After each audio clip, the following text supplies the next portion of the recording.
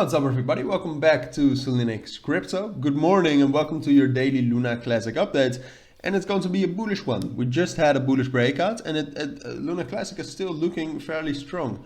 Unexpected, I must say. Yesterday when I did the analysis, what I thought, well, it's not what I think anymore, that's what I wanted to say, but obviously, like the last few days, we're pretty bearish still for crypto. Now we're seeing some stabilization, but that's, yeah, it's not that much either yet. So what I thought is that we had dropped down to this 16,000, 15,000 level. I thought we would just stay on top of that. Also drop down to 15,000, but just consolidate on top of that. And what we did today, which you can see if I drag this away, is that we actually a very clean break into this level again, between 18,000 and 20,000. And to me, it looks like a pure market move because I don't think, usually in these videos, I also tell you everything you need to know about the news, right? About the news around Luna Classic and in the market. But there's no real news, especially not in the market, but also not for Luna Classic, why something like this would happen. Now, what I do every day, obviously, is I take a look at the burn tax.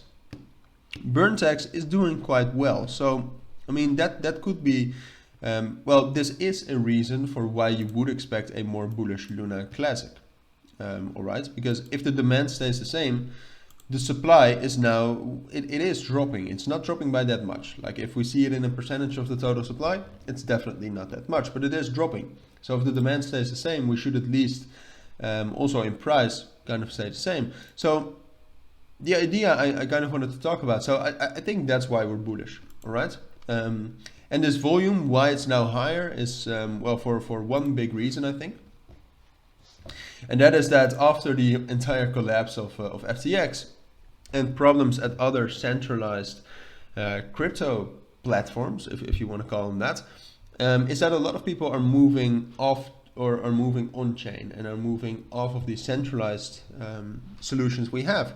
And what happens if you get to decentralized exchanges and decentralized options is all of the volume is on-chain.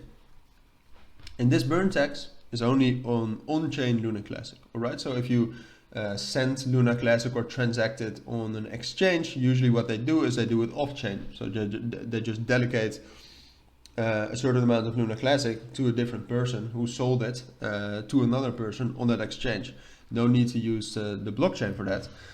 But now it's the on-chain volume and on-chain usage of people is increasing, so the burn tax as well. So that's amazing. If we still had the 1.2% burn tax, we would be burning through billions of Luna Classic every day. But yeah, it's a shame. It's a shame that that's no longer there. Hopefully it's good for the long term. We don't know.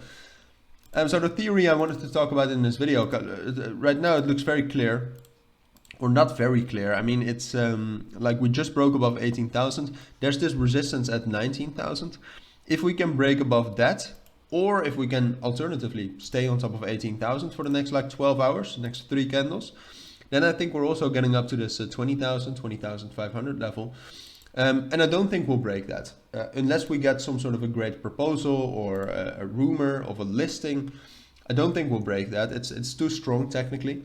But what we could do is that we could kind of, well, get back to 18,000 and then probably also drop down to 16 and 15,000. But we could set up some sort of a consolidation between 15,000 and 20,000. It's way too early to say that right now. But as I said, Luna Classic has, or I haven't said that, but Luna Classic has a great community. So what you tend to see is that at some point, cryptos just are going to consolidate. And Luna Classic historically is a crypto that consolidates a lot. So we might get into this. We are showing some signs of that. It's just a theory I wanted to introduce. It's too early to say if that's happening right now, but it's interesting. So on the short term, if we can stay on top of 18,000, we're going up to 20,000, but we will not break that. We will drop down, probably find some support at 18,000 again, but after a while, I do think we'll drop down to 16 and 15,000 again. So that's my take on Luna Classic this morning. If you do have any questions, let me know down in the comments as always. But for now, take care and bye.